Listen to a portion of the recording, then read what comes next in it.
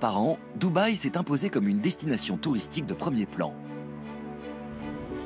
Au début des années 90, les réserves nationales de pétrole diminuant, le souverain de ce petit pays du Golfe Persique a décidé d'ouvrir l'émirat à un nouveau secteur d'activité, le luxe. Pour cela, il lui fallait un symbole qui marquerait les esprits. C'est ainsi qu'est né le Burj Al Arab en 1999. On croit rêver. On se demande si c'est vraiment vrai. Culminant à 321 mètres, ce palace, dont le coût est estimé à presque 1 milliard d'euros, offre des services très haut de gamme. Est-ce qu'on va recevoir des têtes couronnées du Moyen-Orient? Des cheikh et leurs femmes? Des couples en lune de miel? Des gagnants du loto? Ou des gens qui viennent d'hériter d'une grosse fortune? On est largement au-delà de ce que j'appellerais les gens riches normaux. On est dans la crème de l'élite. Dans le secteur très concurrentiel de l'ultra-luxe, il faut savoir satisfaire les moindres caprices des clients. Peu importe le prix, ils veulent ce qu'ils ont demandé. Ça, c'est un problème. S'il faut recouvrir toute la plage d'un tapis, ce sera fait. Non, vous serez ici parce que les clients arriveront par là. Génial. Si je vous demande de citer 5 marques de sacs à main de luxe, que répondez-vous? C'est l'un des hôtels les plus chers du monde et il investit sans compter pour rester au sommet. On ne s'attendait pas à ce que la police débarque avec les démineurs et les chiens. Je veux du luxe. Mes clients veulent du luxe. Je veux entendre Prada, je veux entendre Louis Vuitton, je veux entendre Lacroix, les plus grandes marques, et pas H&M ou Zara.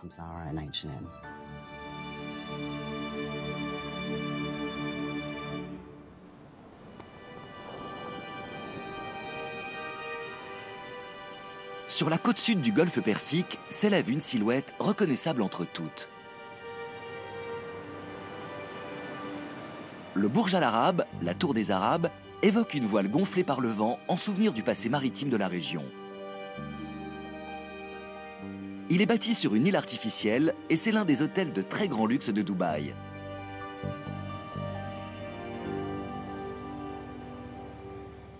Bonjour, ici la conciergerie du Burj Al Arab. Oscar, à votre service?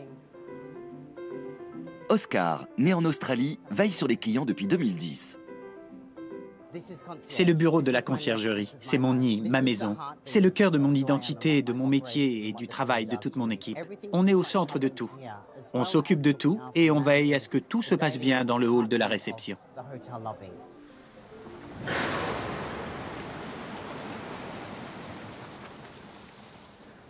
C'est un endroit particulièrement photogénique, avec les fontaines. On est entouré de boutiques de luxe. C'est la première impression des clients à leur arrivée. Parce qu'il n'accueille qu'une clientèle très fortunée, l'hôtel n'a pas de chambre simple. Le Burj Al Arab n'a que des suites. 202 suites de luxe, réparties sur plus de 25 étages. Chacune est un duplex. Le tarif de base est de 1 200 € la nuit. Et plus on prend de la hauteur, plus le prix augmente. Nous sommes au dernier étage. Il est réservé aux têtes couronnées. Une suite royale coûte 14 000 € la nuit. Elles ont une superficie de 780 mètres carrés et pour leur décoration, rien n'a été laissé au hasard.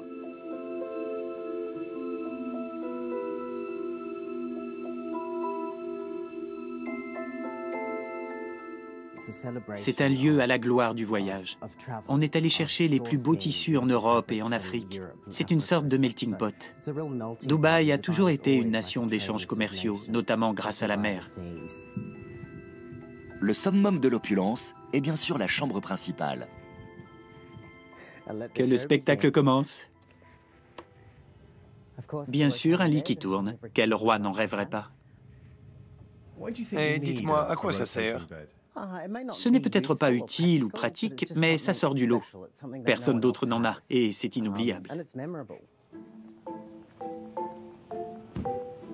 L'hôtel met la barre très haut et ce souci de perfection commence dès l'arrivée des clients. Voilà le programme de cet après-midi. On a 2 groupes importants qui arrivent. L'un d'eux vient de Chine. Ils seront tous en Ferrari.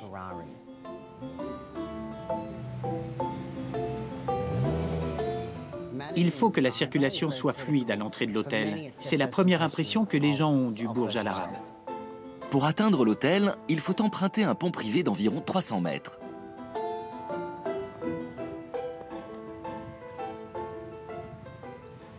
Je le vois comme un podium sur lequel défilent les clients, les délégations et les groupes. Sur les 1500 employés de l'hôtel, plus de 70 sont affectés à l'accueil des clients. Voilà les hôtesses de la réception, originaires du monde entier. La taille minimum requise est 1,60 m. On a une petite marge d'1 ou 2 cm, selon l'intérêt de leur CV, c'est-à-dire la culture et les langues qu'elles parlent. Je recrute des portiers de toutes les nationalités. Ils doivent être beaux et mesurer plus d'1,85 m. Très souvent, quand je fais passer des entretiens par téléphone, je leur demande leur passeport pour avoir une preuve de leur taille. Je ne veux pas faire venir quelqu'un jusqu'ici pour découvrir qu'il est aussi petit que moi. Je fais circuler les véhicules, j'accueille les clients et je réceptionne leurs bagages. Je gère leur arrivée et leur départ. J'ai beaucoup à faire en plus d'être grand et beau. Les employés de l'hôtel représentent 70 nationalités différentes pour mieux accueillir la clientèle internationale. James, directeur de la restauration, est anglais et a toujours travaillé dans le tourisme. Je n'avais jamais vu quelqu'un mettre de l'or sur un cappuccino. Jamais. Mais on peut le faire, alors on le fait. Avec son épouse, Sally, il a été attiré par la qualité de vie à Dubaï. Le couple avait prévu de rester 1 an ou 2, mais ça fait déjà 6 ans qu'il vit ici. C'est génial. On se lève, on va à la plage, on fait du shopping, ce qui est bien sûr très différent d'une journée à Birmingham. Et puis, il n'y a aucune insécurité. On n'a aucune délinquance ici. Ça doit faire 3 ou 4 ans qu'on n'a pas fermé notre porte à clé. Je ne saurais même pas vous dire où est la clé de l'appartement. C'est vraiment dingue. James et Sally sont tombés sous le charme de Dubaï, mais ils ont parfois le mal du pays. Ce serait bien de pouvoir faire venir nos amis et notre famille. Avec nous ici. Ce serait l'idéal. Qu'est-ce qui te manque? La soupe à la queue de bœuf.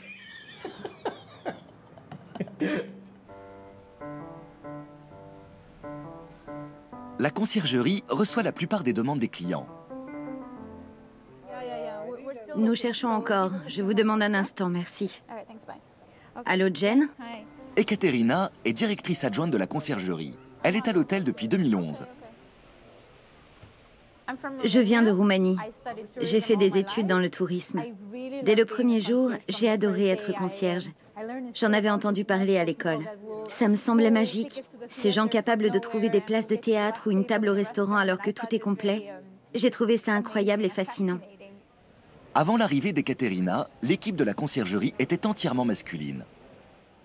Pour ce poste, il faut qu'il y ait au moins une femme. C'est indispensable d'en avoir une à la conciergerie, parce qu'il y a parfois des questions délicates à gérer de la part des clientes, ou même d'hommes qui ne se sentent pas à l'aise d'en parler avec un autre homme. Parmi les requêtes particulières des clients, il y a par exemple un Américain qui veut demander la main de sa petite amie à leur arrivée dans la journée. Et il souhaite le faire dans un cadre particulièrement romantique.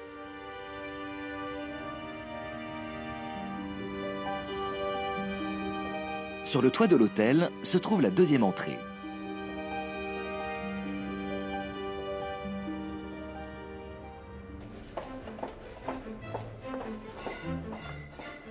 Ekaterina a organisé l'arrivée de ses clients en hélicoptère et doit maintenant localiser un colis de la plus haute importance. Quand je lui ai demandé pourquoi il tenait tant à ce que le paquet soit là en même temps que lui, il m'a expliqué que c'était la bague de fiançailles. Donc maintenant, je dois récupérer le colis, le monter jusqu'à l'hélisurface pour le lui donner sans que sa petite amie ne se doute de rien. Il y a juste un problème, la bague est toujours à la douane. Pourriez-vous me dire ce qui se passe? Pensez-vous pouvoir me donner une réponse sur la situation de ce colis dans les 2 heures? Je n'ai pas eu de nouvelles depuis 11 heures. Ils peuvent l'intercepter ou refuser de nous le confier. On verra bien. C'est assez stressant. On espère l'avoir à temps pour la demande en mariage. Pendant qu'Ekaterina s'occupe de la bague, le majordome qui veille sur le séjour du couple prépare la suite pour l'ultime touche de romantisme. Je ne fais pas que disperser des pétales de rose. C'est aussi un témoignage de notre affection pour nos clients. La suite est décorée de 5000 pétales de rose importés de Colombie et du Kenya. Espérons qu'en voyant la surprise qu'on lui a réservée, elle dira « oui ». Pensez-vous qu'on puisse venir le chercher nous-mêmes? Merci beaucoup. Merci. Bonne journée. Au revoir. Le colis est en route pour l'hôtel et l'équipe prépare la salle de réception sur le toit. On leur organise un moment vraiment spécial, très romantique. On va leur servir du champagne. Je suis vraiment très ému. J'ai du mal à trouver les mots. On peut scanner ce colis?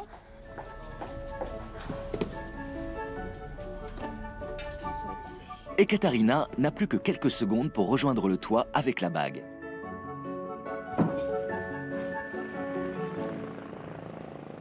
Personne ne doit marcher sur le tapis rouge. Le Burj Al Arab a été conçu pour attirer les clients riches et célèbres du monde entier en leur promettant le meilleur du luxe. La tension monte. Mais tous ne sont pas fortunés. L'homme qui arrive en hélicoptère est un pompier américain qui a économisé pour demander la main de sa petite amie dans un cadre unique.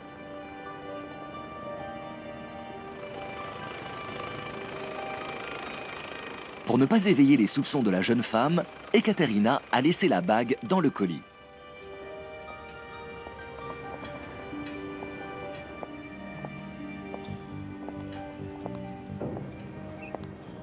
Bonjour et bienvenue au Burj Al Arab. Vous êtes Ekaterina? Oui, votre colis est là. Ravi de vous rencontrer enfin. Il est ouvert de ce côté. Allons-y. Oh non. Tu m'as fait découvrir un amour dont je ne soupçonnais pas l'existence. Plus le temps passe, plus les liens qui nous unissent sont forts. Je sais qu'on passera le reste de notre vie ensemble. Veux-tu être ma femme? Bien sûr. Et voilà.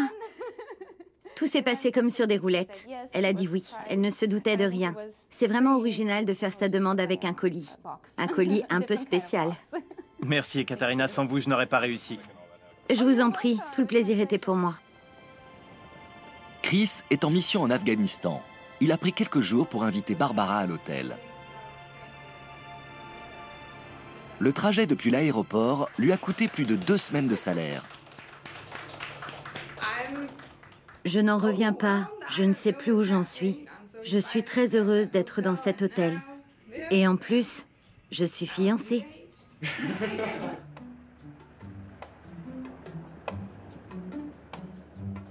À la fin des travaux en 1999, 250 architectes et décorateurs du monde entier se sont occupés de l'intérieur de l'hôtel. Il a notamment fallu 24 000 luminaires et 500 000 litres de peinture.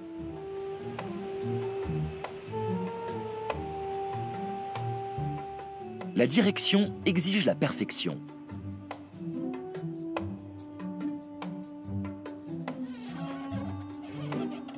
Le personnel de l'hôtel ne ménage pas ses efforts pour lui conserver tout son éclat. Faites venir un responsable. Je ne veux pas voir ce genre de choses. Il faut revérifier tout ça. Mounir, 65 ans, supervise l'entretien de l'hôtel. Il est là depuis son ouverture. Comment décririez-vous votre relation avec cet établissement? C'est comme demander à Roméo ce qu'il pense de Juliette. C'est mon nid.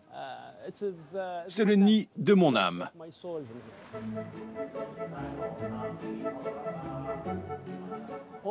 Tous ces cristaux viennent de Swarovski. Ceux-là aussi. Ici aussi. Et il y en a aussi sur tous les lustres. Le sol est recouvert de cuir véritable. Ce n'est pas du plastique, c'est du cuir. Et pour l'entretenir, c'est simple. On le change une fois par an, parce qu'il est abîmé par les allées et venues, notamment en haut talon. Vous avez vu ça? Ce n'est pas un simple bouton pression. Il y a un système électronique pour qu'on n'ait pas besoin d'appuyer fort. Tous les ans, il faut refaire les plaquages en or. Regardez comme c'est beau. Il y a presque toujours un étage entier fermé pour des travaux d'entretien et de remise à niveau. Bonjour. Comment allez-vous? Bien, et vous? Pas mal, pas mal. L'or est omniprésent dans l'hôtel. Il y a du plaqué, mais aussi 2000 mètres carrés de feuilles d'or 24 carats. Vous pourriez vous demander pourquoi nous avons besoin de tant de feuilles d'or. L'or est un métal qui s'oxyde au bout d'un mois ou deux. Donc, si je dois faire une retouche sur le pied de cette chaise, il faut refaire tout le pied. Et ensuite, la couleur sera différente des autres pieds. Donc, on doit faire les 4. Et si on fait les pieds, on refait le dossier. Et si on fait une chaise, dans une suite, elle n'aura plus la même couleur que les autres. Donc, il faut tout refaire.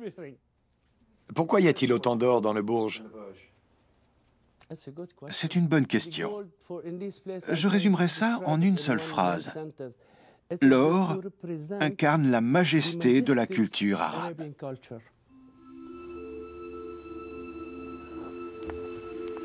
Le doré est donc une couleur locale, mais aussi un symbole de l'ultra-luxe, comme on le voit dans la boutique de l'hôtel.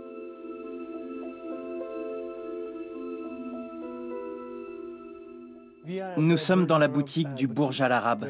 Nous vendons de nombreux objets créés spécialement pour nous. Gopal, qui est né en Inde, travaille à l'hôtel depuis 2011. Comme vous le voyez, le logo du Burj Al Arab a été adapté pour faire des bijoux en platine et en or. Voilà un article très prisé, une tablette en or. Pour l'instant, on l'a vendu à de nombreux clients russes, de nombreux Chinois et quelques Britanniques. Elle coûte combien? La tablette coûte près de 9300 €. Et je sais que je n'ai pas les moyens de me l'acheter. Génial. Est-ce que l'opulence peut faire tourner la tête? Oui. Quand on arrive, on se demande si on rêve ou dans quel monde on est, parce qu'on n'aurait jamais imaginé que tout ça puisse exister. En voyant cet endroit, on se demande si c'est vraiment vrai. Est-ce que je rêve ou est-ce que je suis sur une autre planète? C'est enivrant? Oui, sans doute. J'aimerais bien en prendre une comme ça. Aujourd'hui, Gopal réceptionne une commande de téléphone portable plaqué or à l'occasion du 15e anniversaire de l'hôtel. Nous avons mis le logo du 15e anniversaire sur le coffret. Oui. Qui est plaqué or, bien sûr. C'est noir et or, sculpté et gravé au laser, puis poli. Et ensuite, nous l'avons recouvert d'or. Originaire d'Écosse, Amjad dirige une entreprise londonienne spécialisée dans les articles de luxe plaqués or. On a laissé le logo en noir. Dubaï est devenu l'un des principaux marchés pour le secteur du luxe. Ça ne fera pas plaisir à certains, mais Dubaï est passé devant Londres et New York. Tout le monde aime le bling-bling, et l'or est le métal le plus précieux. Nos clients sont des gens riches et célèbres, de grands industriels ou des têtes couronnées. On a travaillé pour Justin Bieber, les Kardashians et même un ancien président.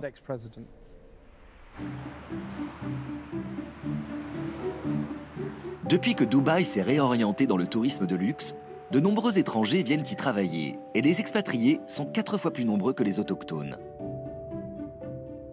J'aime beaucoup faire ce trajet parce qu'on traverse le quartier le plus chic de Dubaï.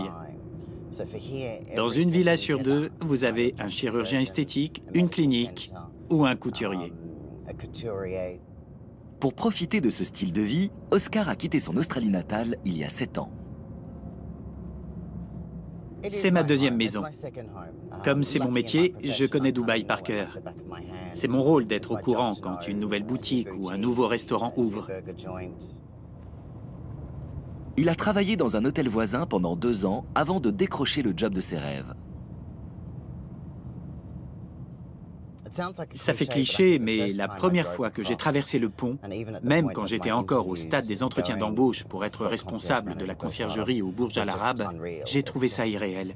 C'est un vrai palais, comme dans un conte de fées. Oscar a toujours été passionné par le service à la clientèle, même quand il vendait des vêtements en Australie. J'étais jeune, inexpérimenté, et je ne connaissais rien à rien. Je travaillais dans un grand magasin à Melbourne. Je vendais des Levi's. Au bout de 2 ans, j'ai décidé de m'installer à Londres.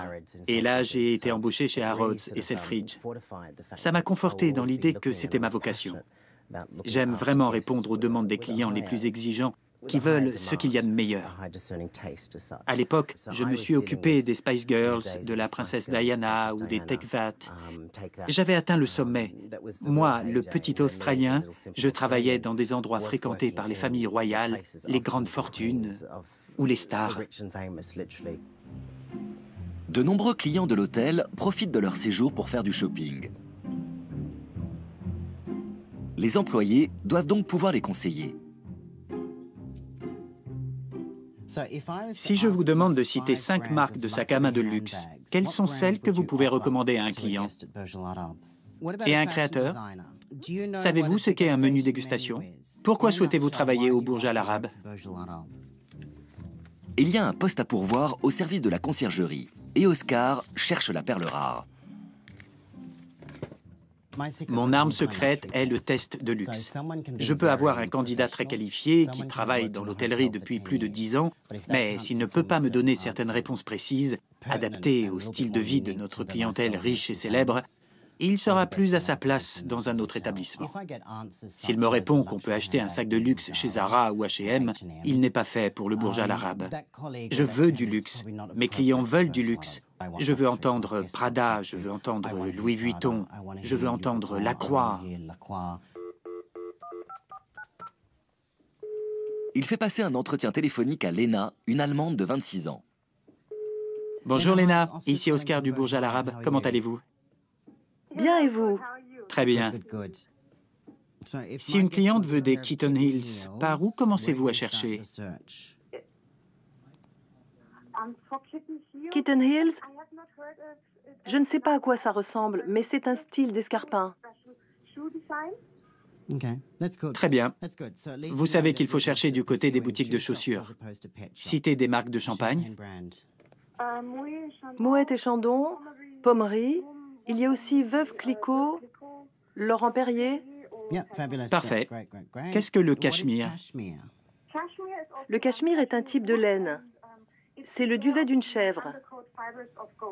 Qu'est-ce qu'un repas cachère? Désolée, je ne sais pas. Merci beaucoup, Lena. Merci beaucoup. Bonne journée. Elle s'en est très bien sortie. La plupart des candidats ne savent pas quoi dire. C'est compréhensible, on n'est pas toujours né avec une cuillère en argent dans la bouche. On n'est pas habillé par Armani depuis notre naissance.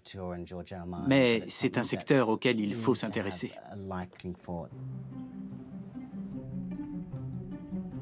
Les clients s'attendent aussi à ce qui se fait de mieux en matière de confort et de service, y compris quand il y a des événements exceptionnels. Ce soir, la salle de réception accueille le dîner de remise de prix du 11e Festival international du film de Dubaï. James, le responsable de la restauration, fait tout pour impressionner les convives.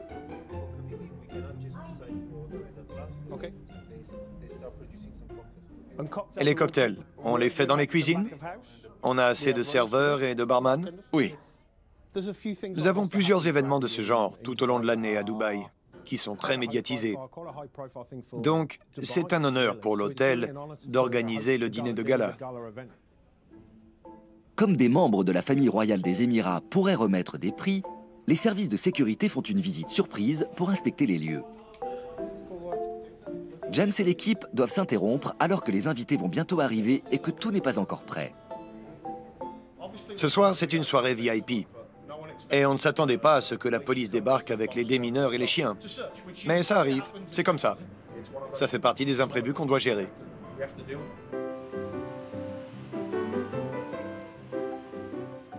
Allô, c'est moi.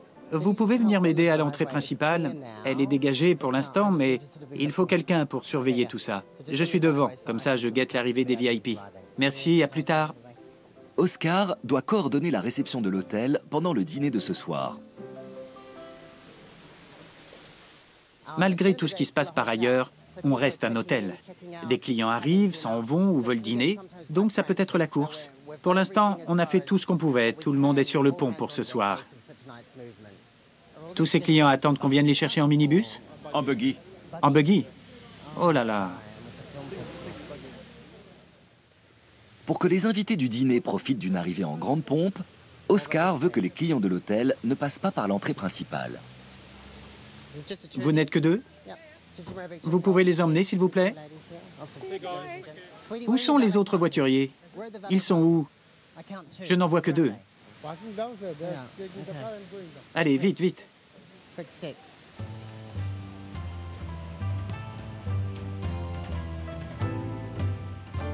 Le festival a présenté des films venus des Émirats et du reste du monde arabe. Le titre de mon film est Fil al-Waqt al-Daea en arabe et In Overtime en anglais. Mon court-métrage s'appelle With My Spirit. Il se passe au Liban, dans un monastère. Quand on voit le Bourj Al Arab, on se dit que si on veut tourner les 1001 nuits, on a déjà le décor. La cérémonie va bientôt commencer et James attend l'invité vedette de la soirée. Si notre invité VIP décide de venir, il aura la meilleure table, au milieu de la salle. Alors on a prévu un service de sécurité pour lui.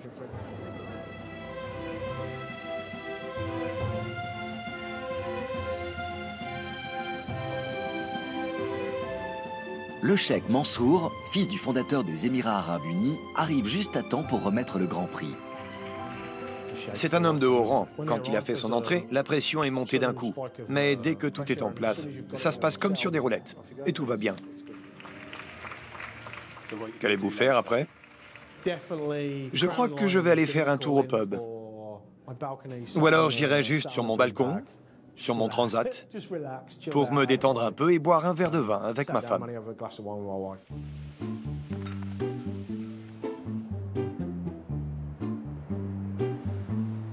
Quand on descend dans un hôtel de ce standing, on s'attend à ce que la cuisine soit à la hauteur. Le Bourj Al Arab propose 8 restaurants et bars à ses clients. On peut y prendre un repas gastronomique ou un thé à l'anglaise. Les cuisines sont sous l'autorité de Maxime, le chef exécutif. Écoutez cette douce mélodie. Il dirige une brigade de plus de 200 cuisiniers.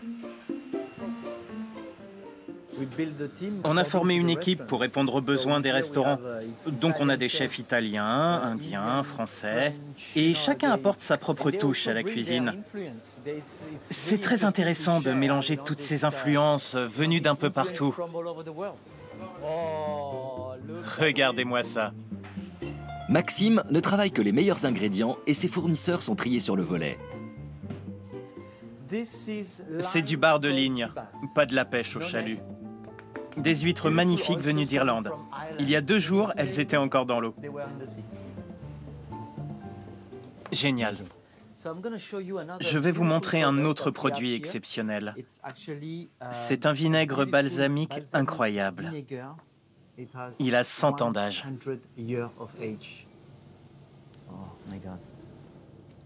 Regardez comme il est épais.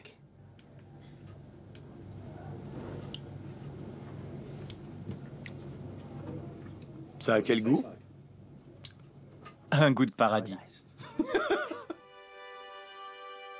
Au Al Mahara, le plus célèbre restaurant du Bourj Al Arab, le spectacle n'est pas seulement dans les assiettes. On y trouve l'un des 3 aquariums de l'hôtel. Et il faut 7 personnes pour s'en occuper, sous la direction de Warren, biologiste marin. Je travaille dans un endroit vraiment unique et j'en suis très fier. Je suis là presque depuis l'ouverture. Et ces aquariums font partie de moi. Il m'est souvent arrivé d'observer les clients du restaurant et de voir qu'ils ne discutaient pas entre eux. Ils étaient tous fascinés par le spectacle. Les préférés des convives sont les requins. Pour entretenir le bassin, il faut parfois descendre parmi eux. Je regarde si les murènes mangent. Il est important que chaque espèce soit bien nourrie pour qu'elle n'attaque pas les autres animaux de l'aquarium ou les plongeurs. Un jour, je suis descendu dans le bassin avec une boîte contenant leur repas. Quand je l'ai ouverte, le jus des sardines a coulé et a recouvert ma combinaison. J'ai regardé s'il y avait un requin zèbre dans le coin. Et j'en ai senti un qui me mordillait l'épaule pour arracher ma combinaison de plongée. Il m'avait pris pour une sardine. Il vous a confondu avec une sardine? Oui, avec une sardine, une grosse sardine.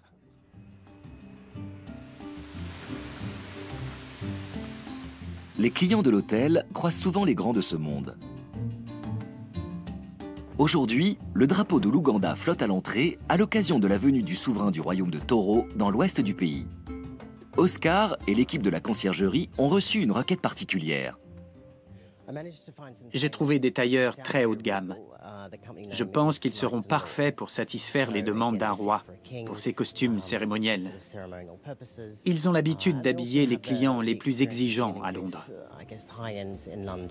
Je me fie toujours à l'allure de mes fournisseurs. Ils doivent être élégants. Après tout, ils vendent des costumes. Alors, s'ils ne sont pas bien habillés, j'ai sans doute fait le mauvais choix. Voici son Altesse le roi Oyo. En 2010, Oyo est devenu le plus jeune roi du monde quand il est monté sur le trône à l'âge de 17 ans. Il est à Dubaï à la recherche d'inspiration pour moderniser son royaume et son image. C'est quelle couleur? Je vais vous montrer les autres options que nous avons. C'est l'une des options, le bleu royal. Ce tissu me plaît. Bonjour, Oscar. Enchanté. Le roi est accompagné de sa mère, qui est très impliquée dans le développement de l'image royale. Notre objectif est de créer la marque de fabrique du roi. Ce serait comme la marque Roi Oyo. Et elle serait unique. Nous avons envisagé plusieurs styles pour Sa Majesté qui seront exclusivement conçus pour elle. Je ne connaissais pas cette coupe. Le costume sera fait sur mesure, donc on peut définir ensemble la coupe, le style et les finitions comme les coutures, les boutons ou la doublure, pour que tout soit exactement comme vous le souhaitez. Vous pouvez opter pour une touche d'originalité tout en restant élégant. Ce sera selon vos désirs. Même s'ils sont les représentants officiels d'un royaume, dans un hôtel de luxe, ils sont avant tout une mère et son fils qui discutent de vêtements. Que porter et à quel moment. Donc le roi respectera toujours l'avis de sa mère. C'est une expérience mère-fils. Je suis toujours là parce qu'il est encore jeune. Quand il aura une reine à ses côtés, je serai moins présente, mais pour l'instant, je joue toujours mon rôle de mère. D'ailleurs, un fils ne se sépare jamais de sa mère. Elle est toujours là. La personnalisation du service à la clientèle est au cœur de la philosophie de l'hôtel. Plus de 200 employés sont directement au service de la clientèle. Tout le monde a des gants? Vous les avez mis? Lana, originaire d'Ouzbékistan, supervise l'équipe des majordomes. Mon rêve, c'était d'être écrivain. Je ne voulais pas travailler dans le tourisme. En Ouzbékistan, je n'avais jamais entendu parler de ce qu'on appelle ici le secteur de l'hospitalité. Mais quand je suis arrivée à Dubaï, mon rêve a changé. Aujourd'hui, Lana s'occupe d'une famille qui va faire une visite de la ville en hélicoptère. Non, vous serez ici parce que les clients arriveront par là. D'abord Dana et ensuite Lance. L'hôtel se conforme à la tradition d'hospitalité du monde arabe, mais Lana est plutôt influencée par les coutumes britanniques.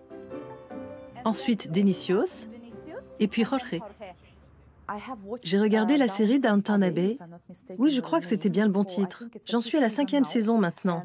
Et c'est très intéressant d'étudier le comportement des majordomes. Ils prennent de l'eau de rose, puis la serviette. On s'en est inspiré pour beaucoup de détails. On a dit à nos équipes de regarder cette série pour avoir une meilleure idée de leur mission. Aujourd'hui, il y a du retard à cause des contrôleurs aériens. Et le personnel doit patienter sur le toit par une température pouvant atteindre plus de 45 degrés. Il nous arrive de patienter une demi-heure ou une heure parce que l'avion n'a pas atterri à l'heure. Donc on attend. Quelqu'un s'est déjà évanoui? Non, jamais. Mais comme je le disais, nos majordomes sont résistants. Joyeux anniversaire.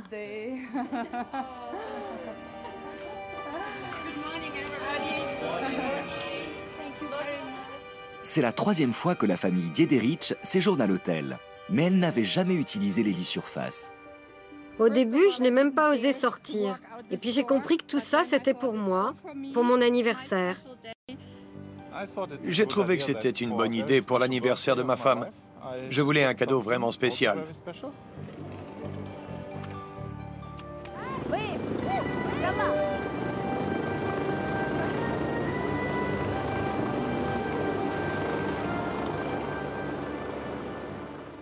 Allons au frais. Le 2 décembre est la fête nationale à Dubaï. En 2014, c'était aussi le 43e anniversaire de la fondation des Émirats arabes unis.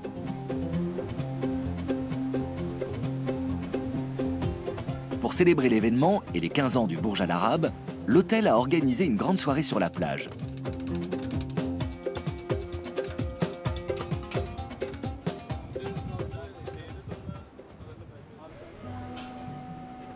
Maxime, le chef exécutif, doit mettre au point le menu des 600 invités. Nous avons sélectionné les meilleurs plats de chaque restaurant de l'hôtel. Ils seront servis en petites portions pour être plus faciles à manger. Il faut préparer les petites cuillères pour les huîtres. Non, désolé, les fourchettes. Vous imaginez si l'un de nos invités VIP a du mal à manger ses huîtres? Ce sont des clients plutôt difficiles. Pour l'un de ces plats, Maxime a prévu un ingrédient de choix qui devrait ravir les papilles des convives.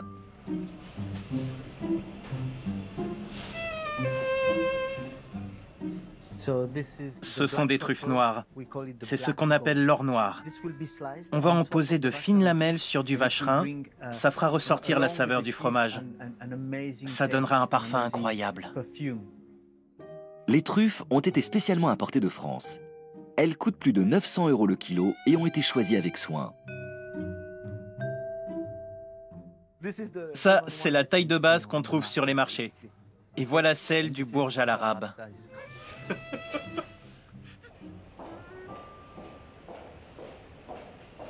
Le 15e anniversaire de l'hôtel est un moment particulier pour Nour, l'assistante du directeur du marketing. Née il y a 23 ans à Dubaï, elle a presque toujours connu le Burj Al Arab. Je l'ai vu se construire depuis la fenêtre du salon chez moi. On peut dire qu'on est des amis d'enfance. On a grandi ensemble. Elle prépare une exposition de photos témoignages de la naissance de l'hôtel qui l'a tant marquée.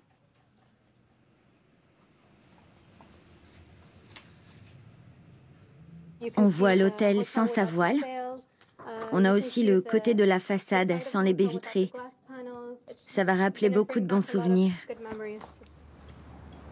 En 15 ans, Nour a aussi assisté à la métamorphose de son pays. Ça a été comme une graine qui germe au milieu du désert et ensuite tout fleurit autour. On a vu apparaître d'autres hôtels, des routes, des chantiers de toutes sortes, des lotissements. Les constructions se sont multipliées autour de Dubaï et dans tous les Émirats. Les invités pourront voir le moment où l'île est sortie de l'eau et en se tournant, ils auront le résultat sous leurs yeux. C'est parfait.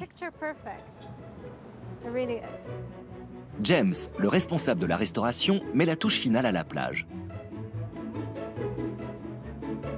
Amar, le directeur de l'hôtel, vérifie que tout est prêt. Combien d'hôtesses en tenue de gala seront postées à l'entrée? On devrait en avoir 12, 6 en rouge et 6 en noir. Tout est important pour Amar. Il inspecte les moindres détails. Sans cette exigence, on ne peut pas diriger un grand hôtel de luxe. Ça, c'est un problème. C'est trop dangereux. Il faut mettre un adhésif. Essayez de trouver la bonne couleur d'adhésif. N'oubliez pas, personne ne veut marcher sur du sable. Surtout les dames. Bien sûr. On va accueillir des dignitaires et beaucoup de gens importants ce soir. S'il faut recouvrir toute la plage d'un tapis, ce sera fait. James a un autre souci, plutôt inattendu dans le désert.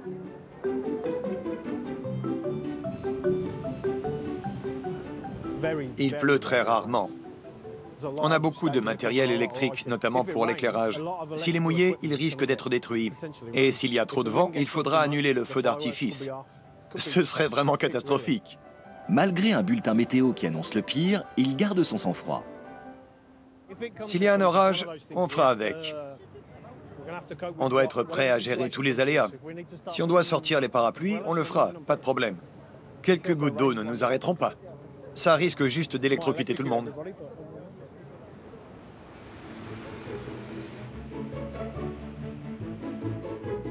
Pour le personnel de l'hôtel, le cap des 15 ans est l'occasion de revenir sur le chemin parcouru depuis leur arrivée.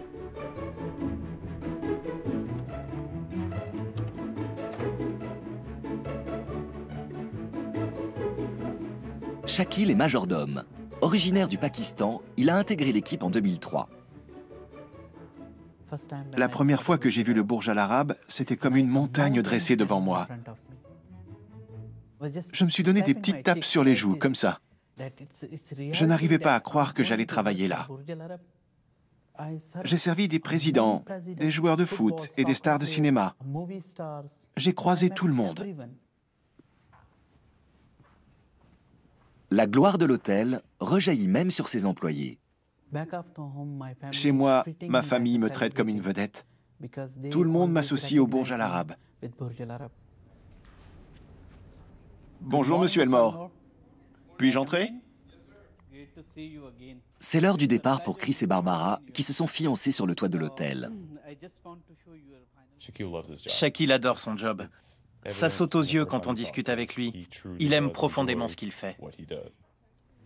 L'escapade romantique du jeune couple touche à sa fin. Chris va retourner en Afghanistan et Barbara va rentrer chez elle en Allemagne. Ils m'ont expliqué qu'ils repartaient chacun de leur côté. C'est un moment aussi très émouvant pour moi parce que je les ai vus pleurer tous les deux. Je compatis. Je vous ouvre. Merci et félicitations. Merci. Merci beaucoup. Je ne m'attendais pas à ce qu'il me prenne dans ses bras. Quand quelqu'un fait ça, c'est vraiment qu'il a été très touché. Il m'a remercié. Il a dû me dire merci une centaine de fois.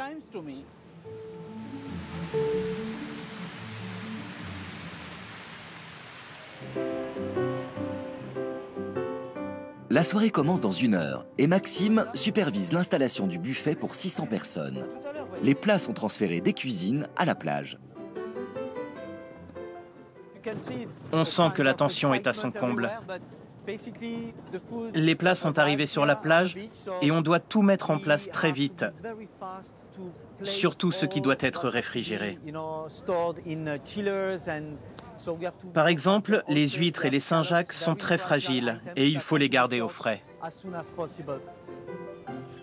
L'univers des grands hôtels est très compétitif. Et avec l'événement d'aujourd'hui, le Burj Al Arab espère frapper un grand coup. Nous travaillons tous sur ce projet depuis 7 mois et le grand jour est enfin arrivé. Donc il est absolument essentiel que vous donniez le meilleur de vous-même.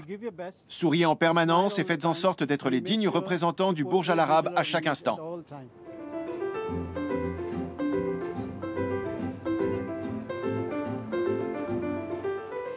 Pour l'occasion, Oscar s'improvise chauffeur. Nous avons 5 buggy. Ce sont les meilleurs du marché. Ce soir, mon rôle est d'emmener les invités de l'entrée principale à la plage.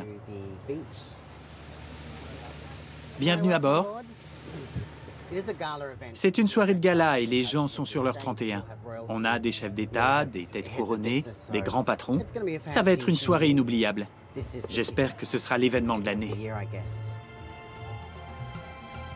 Après des mois de préparatifs, la fête bat son plein.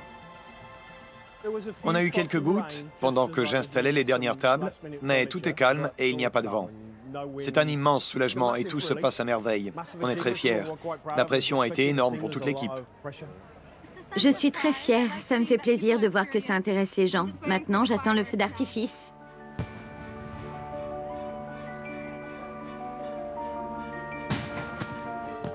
Deux tonnes de fusées ont été prévues pour le clou de la soirée.